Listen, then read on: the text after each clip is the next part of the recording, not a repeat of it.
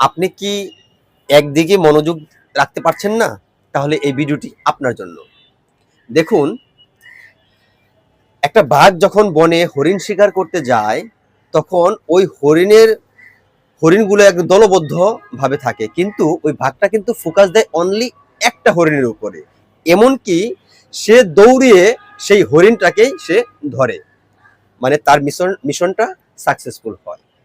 তেমন দেখেন, কারণ বাঘের ফোকাসটা ছিল অনলি ওয়ান, মানে একটা হরিণের উপরে। সেজন্য যদি ফোকাস ওয়ান থিং, মানে একটা জিনিসের উপরে ফোকাস থাকে, তাহলে সাকসেসফুল অনিবার্য। আর আপনি যদি মাল্টি ফোকাসড হন, মানে বিভিন্ন দিকে মনোযোগ দেন, আজকে বিজনেস করতেছেন, কালকে অন্য একটা প্রফেশন, কালকে জব, এই ধরনের যদি কাজগুলো করেন, তাহলে আপনি লাইফে সফলতা অর্জন করতে পারবেন না। সেজন্য যে যে প্রফেশনে থাকুন না কেন, যে যে কাজটাই করুন না কেন, কেউ যদি বিজনেস করেন তার ব্যবসাটাকে ভালোভাবে দেখুন, কেউ যদি ছাত্র বা স্টুডেন্ট হন পড়ালেখাটাকে ভালোভাবে দেখুন, তাহলে আপনি জীবনে সফলতা অর্জন করতে পারবেন।